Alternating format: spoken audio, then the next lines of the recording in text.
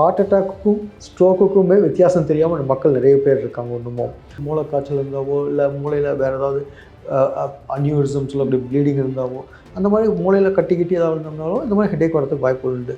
So மெயினாக என்னென்னாக்கா headache எவ்வளோ காமனாக இருக்குது, எவ்வளோ சிவியராக இருக்குது, அதுதான் நம்ம மெயினாக பார்க்குற மாதிரி இருக்கும். இப்போது விமனுக்கு மெனோபாஸ் பீரியடுக்கு அப்புறம் ஹார்ட் அட்டாக்கான பாசிபிலிட்டிஸ் அதிகம் இருக்க மாதிரி, இது ஸ்ட்ரோக்கான பாசிபிலிட்டிஸில் அது மாதிரி ஏதாவது இருக்கா? ஆமாங்க. ஆக்சுவலாக பார்த்தீங்கன்னாக்கா இதே ஸ்ட்ரோக் வந்த அப்புறமும் கூட வித்தின் 4.5 மணி நேரத்துக்குள்ளே வந்தோம்னா ட்ராம்பலைஸ் பண்ணி நம்ம மருந்து இது பண்ணிடலாம். பட் 4.5 மணி நேரத்துக்குள்ளே வர முடியல அப்படின்னாக்க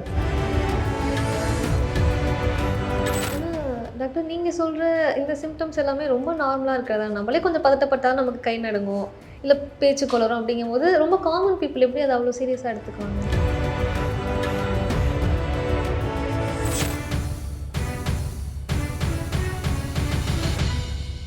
விசில் லைஃப் ஸ்டைல் நேயர்களுக்கு வணக்கம். நான் உங்கள் தீபிகா நடராஜன். இன்றைக்கி நம்ம கூட நியூராலஜிஸ்ட் டாக்டர் விஜய் சங்கர் அவர்கள் இணைந்திருக்காங்க. வணக்கம் சார். சார், ஒரு யூனிவர்சல் பிரச்சனை எல்லாருக்கும், தலை வலிக்குது, டெய்லி வலிக்குது. எதனால் தலைவலின்னு பார்த்தோம்னாக்க one of the commonest problem நிறைய காரணத்தால் வரலாங்க. மோஸ்ட் காமனாக பார்த்தோம்னாக்க மைக்ரைன் நம்ம சொல்லக்கூடிய ஒத்த தலைவலி தான் ரொம்ப காமன். சின்ன வயசுலேருந்து பெரியவங்க வரைக்கும் ரொம்ப ரொம்ப காமனாக வரக்கூடியது. பார்த்தோம்னா யூஸ்வலாக ஒரே ஒரு பக்கம் தலைவலி இருக்கும். லைட்டு பார்க்கும்போதோ இல்லை சவுண்டு கேட்கும்போதோ இல்லை வாமிட்டிங்லாம் வந்து நிறைய காமனாக இருக்கும். அதுக்கப்புறம் எஸ்பெஷலி நம்ம கோவிடுக்கு அப்புறம் இந்த எஸ்பெஷலி இந்த IT people most of the working பீப்புளுக்குலாம் பார்த்தோம்னாக்கா நம்ம இந்த டென்ஷன் டைப் ஆஃப் ஹெடேக்னு சொல்லுவோம் இல்லைங்க. ஸோ அந்த மாதிரி யாருக்கு வேணால் வரலாம் இந்த ஹெடேக். எஸ்பெஷலி பார்த்தீங்கன்னாக்கா உமன் அண்ட் ஆல்சோ வந்து பார்த்திங்கன்னா வீட்டில் வேலை செய்யக்கூடிய மக்களுக்கு ஈவினிங்காக பார்த்தீங்கன்னா ஈவினிங்கில் வரும். மெயினாக வந்து சைடில் பின்னாடி அந்த மாதிரி வரும். அதை தவிர பார்த்தோம்னாக்கா நிறைய காமன்னு பார்த்தீங்கன்னா கிளஸ்டர் ஹெடேக் அப்படின்னு சொல்லுவாங்க. கிளஸ்டர் ஹெடேக்னாக்கா அந்த தலைவலி வரும்போது பார்த்தீங்கன்னாக்கா கண்ணெல்லாம் செவந்து போயிடும், கண்ணில் தண்ணி மூக்கில் தண்ணி வர மாதிரி.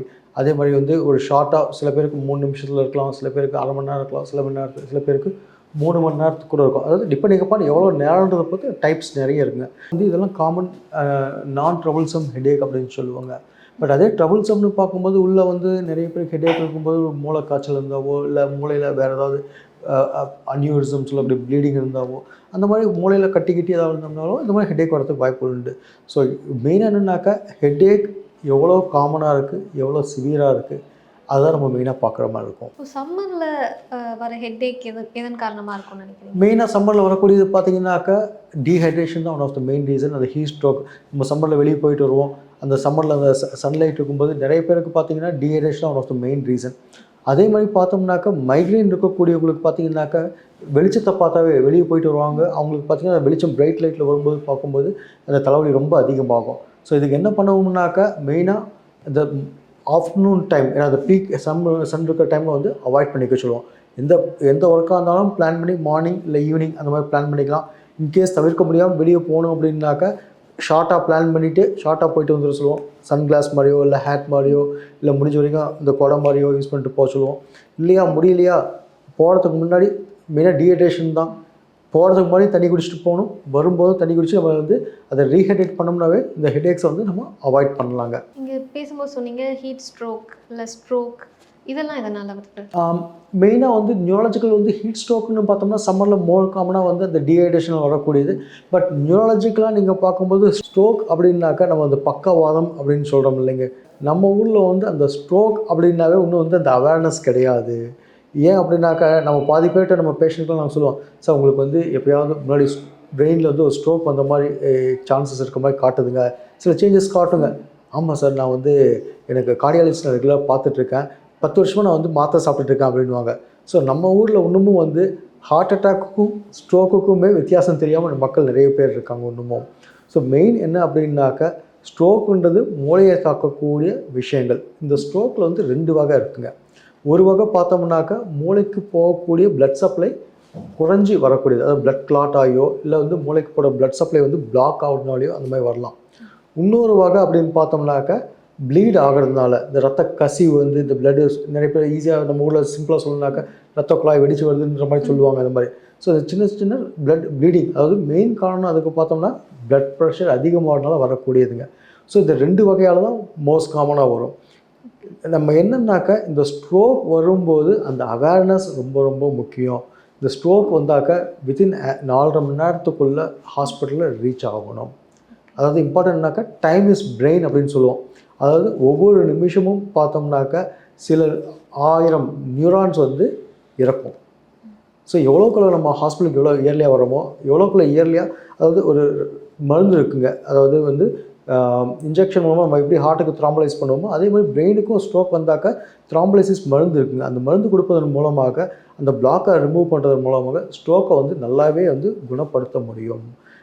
சாதாரணமாக அந்த மருந்து கொடுக்கலனாக்கா அட்லீஸ்ட் 3 to 6 மாதம் சில பேருக்கு வந்து பக்கவாதமே வந்திருக்கலாம்.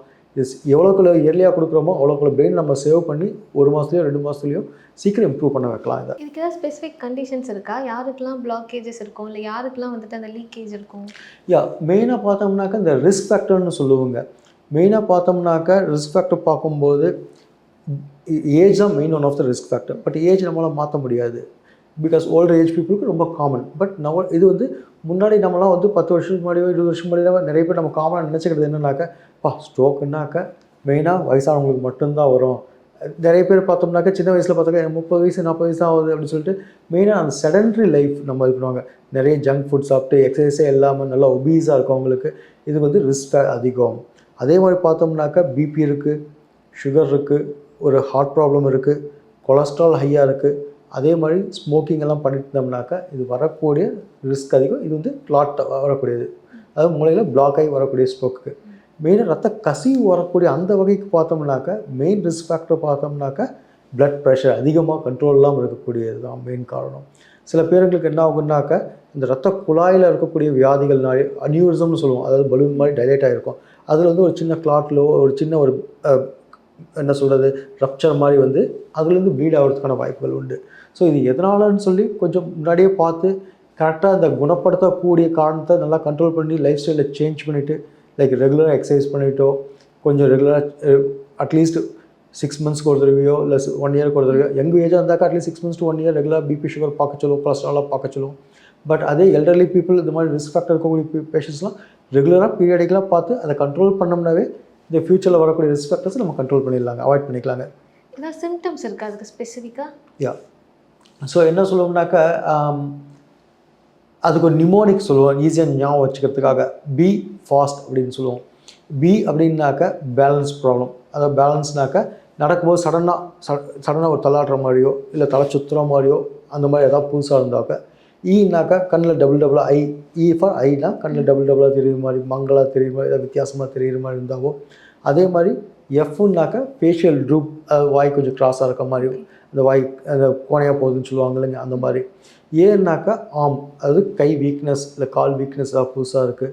எஸ்னாக்கா ஸ்லரிங் ஆஃப் ஸ்பீச், பேச்சு குளர்ற மாதிரி இருந்தாக்க.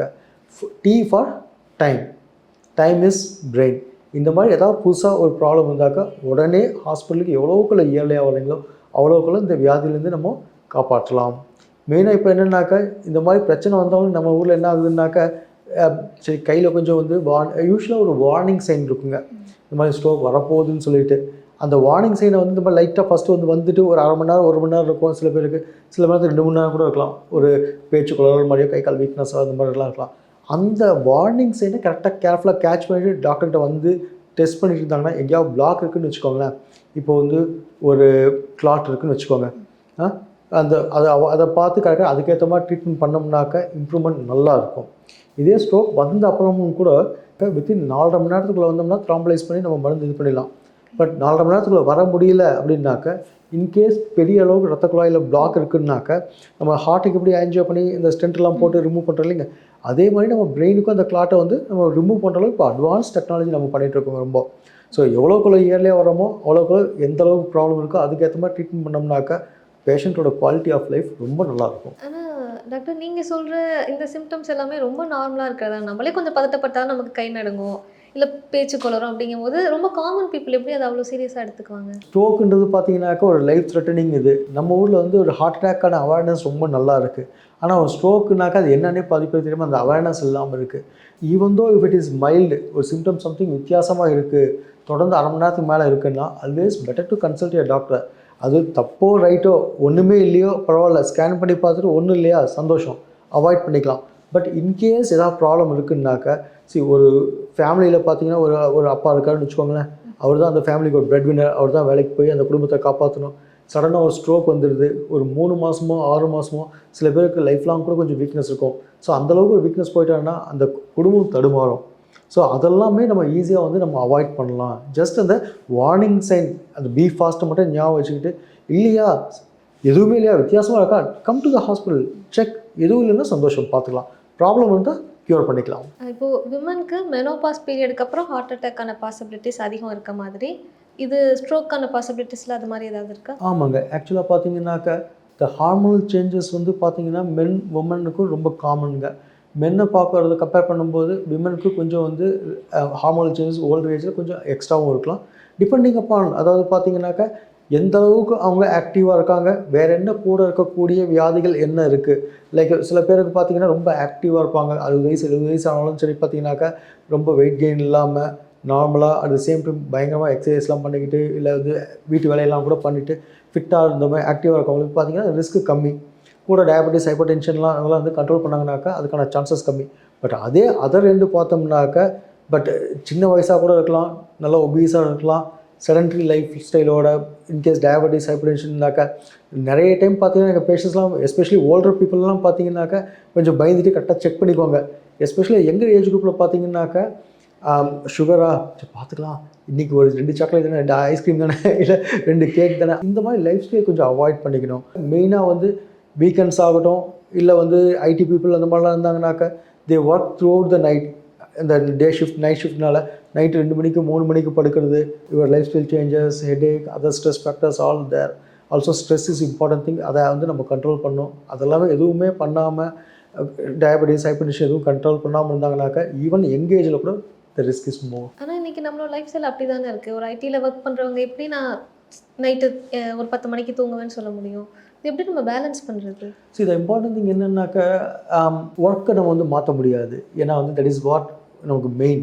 பட் அதுக்கேற்ற மாதிரி இப்போ நைட்டு நிறைய பேர் பார்த்தீங்கன்னா ஷிஃப்ட் ஒர்க் இருக்கும். அதாவது நைட் 7 o'clock 5 o'clock போகிறாங்கன்னு வச்சுக்கோங்க, நைட் 2 o'clock 3 o'clock வருவாங்க. நீங்கள் வந்து லேட்டாக படுத்தாலும் but you need to maintain at least 7 hours sleep.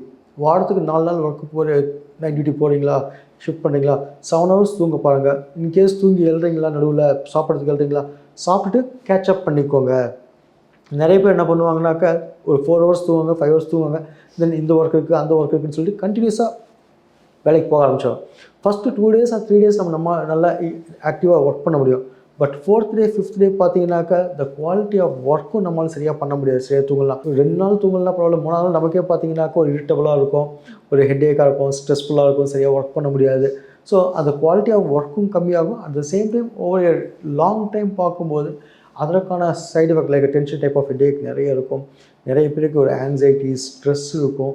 At the same time பார்த்தீங்கன்னா ஒரு டிப்ரெஷன் மாதிரி கண்டினியூஸாக ஒர்க் பண்ணும்போது பார்த்தீங்கன்னாக்கா வெளியே பேசுகிறதுக்கு ஆள் இருக்காது. அந்த டே டைமில் இருக்கக்கூடிய நம்ம மற்ற ஃப்ரெண்ட்ஸ், சோஷியல் ஃப்ரெண்ட்ஸ் எதுவுமே இருக்காது. ஸோ அந்த அதற்கான ஒரு நியூரோ சைக்காட்டிக் ப்ராப்ளம்ஸ் மாதிரி ஒரு depression, all these things can occur. எதை பண்ணாலும் அளவாக பண்ணுங்கள், பட் பிளான் பண்ணி உங்கள் குவாலிட்டி ஆஃப் லைஃப்பை மெயின்டைன் பண்ணிக்கணும். அதுதான் இம்பார்ட்டன்ட். சார், ப்ரெக்னென்ட் விமனுக்கு இல்லை டெலிவரி டைமில் அவங்களுக்கு இதில் ஏதாவது பிரச்சனைகள் இருக்கா? இம்பார்ட்டன்ட் பார்த்தீங்கன்னாக்கா வெயிட் கெயின் ரொம்ப இருக்கும், வாமிட்டிங்ஸ்லாம் கொஞ்சம் நிறைய இருக்குங்க. ஸோ அதனால் என்ன ஆகுனாக்கா will always tell them to go for a healthy like சின்ன சின்ன ஃபுட்ஸ் பிரித்து எடுக்க சொல்லுவோம். அதேமாதிரி ஹெல்த்தி டயட் எடுத்துக்க சொல்லுவோம். சம்டைம்ஸ் வாமிட்டிங்லாம் இருக்கும்போது பார்த்தீங்கன்னாக்கா வைட்டமின் டெஃபிஷியன்சிலாம் இருக்கும். அதெல்லாமே நாங்கள் வந்து எப்பயுமே வந்து பிளான் பண்ணி அதுக்கு முன்னாடி செக் பண்ணி டயட்டை அட்ஜஸ்ட் பண்ணுவோம், ரீப்ளேஸ் பண்ணிக்குவோம் வைட்டமின்ஸ் எல்லாத்தையும். அட் த சேம் டைம் ப்ரெக்னென்சிக்கு முன்னாடியே ரொம்ப இம்பார்ட்டன்ட் இப்படிலாம். ஏன் அப்படின்னாக்கா யூஸ்வலி எனி உமன் ப்ரெக்னென்ட் ஆகிறதுக்கு முன்னாடி அட்லீஸ்ட் 2 or 3 monthsக்கு முன்னாடி அந்த ஃபோலிக் ஆசிட்ஸில் வைட்டமின்ஸ்லாம் செக் பண்ணி அதை ரீப்ளேஸ் பண்ணுவோம். ஏன்னாக்கா இதெல்லாமே கரெக்டாக வைட்டமின்ஸ் எடுப்பதன் மூலமாக அந்த நியூரல் டியூப் டிஃபெக்ட்ஸ் அப்படின்னு சொல்கிறது எல்லாமே நம்ம ஈஸியாக அவாய்ட் பண்ணலாம். ஸோ நம்ம எப்பயுமே வந்து அதெல்லாம் யோசிக்கவே மாட்டோம். ஒன்ஸ் அதை ப்ரெக்னென்சிக்கு மட்டுமே பிளான் பண்ணுவே தவிர அதுக்கு முன்னாடி இருந்தே கல்யாணத்துக்கு இமீடியட் வரதுக்கு முன்னாடி நாங்கள் வந்து என்ன சொல்லுவோம், will start the woman and will prepare the woman for these things. நிறைய உமனுக்கு வந்து பார்த்திங்கனாக்கா ஹெட்டேக் இருக்கும், ஆர் லைக் சம்டைம்ஸ் ஃபிட்ஸ் இருக்கலாம் நிறைய பேருக்கு. அந்த மாதிரி இருக்கும்போது ப்ரெக்னென்சிக்கு முன்னாடியே நாங்கள் பிளான் பண்ணுவோம். எஸ்பெஷலி ஃபிட்ஸ்லாம் பார்த்தீங்கன்னு வச்சுக்கோங்களேன், ப்ரெக்னென்சிக்கு அப்புறமேட்டு வந்து நாங்கள் வந்து பெரிய மாத்திரைகளை மாற்ற மாட்டோம். ஸோ ப்ரெக்னன்சியில் இருக்கும்போது அந்த சில ஃபிட்ஸு மாத்திரைகளே குழந்தைங்களுக்கு வந்து சில நியூரல் டியூப் டிஃபெக்ட்ஸோ இல்லை பர்த் டிஃபெக்ட்ஸோ டெவலப்மெண்டல் டிஃபெக்ட்ஸ்லாம் வரதுக்கு வாய்ப்புகள் உண்டு. ஸோ அதனால் ப்ரெக்னன்சிக்கு முன்னாடியே நாங்கள் வந்து அந்த மெடிகேஷன்ஸ் வந்து நாங்கள் அட்ஜஸ்ட் பண்ணி கரெக்ட் பண்ணி விட்டுருவோம். அதே மாதிரி ப்ரெக்னென்ட் ஆகிட்டாங்கன்னா will try to keep minimal medications, அதாவது வெரி வெரி சேஃப் மெடிகேஷன்ஸ் மட்டும் தான் கொடுப்போம். ஹெட்டேக் வந்தாக்கா ஒரு பேராஸ்டமால் மட்டும் தான் கொடுப்போம். பட் என்ன பண்ணணும்னாக்கா லைஃப் ஸ்டைல் சேஞ்சஸ் நாங்கள் மெயினாக வந்து அட்வைஸ் பண்ணுவோம்.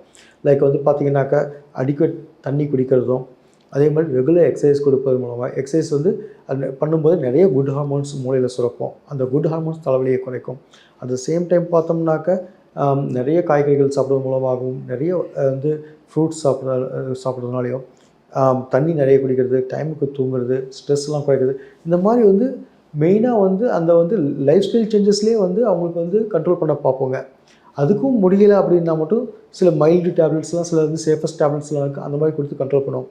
அதே மாதிரி பார்த்தோம்னாக்கா டியூரிங் த ப்ரெக்னன்சி வந்து, அதாவது டெலிவரி டைமில் நீங்கள் கேட்டதுனால சொல்கிறேன், டெலிவரி டைமில் வந்து அந்த பிளட் ப்ரெஷர் ரொம்ப கேர்ஃபுல்லாக மானிட்டர் பண்ணுற மாதிரி இருக்கும். சில பேர் வந்து கேஷுவலாக விட்டுருவாங்க. விடும்போது கவனிக்காமல் விடும்போது என்னன்னாக்கா பிபி அதிகமாகும் போது சில நேரங்களில் தலைவலி ரொம்ப வர்றதுனாலையோ, இல்லை கண் பார்வையில் பிரச்சனை வர்ற மாதிரியோ, இல்லை ஃபிட்ஸ் வர்றதுக்கோ, அந்த மாதிரிலாம் ஸ்ட்ரோக் கூட வர்றதுக்கெல்லாம் வாய்ப்புகள் உண்டு.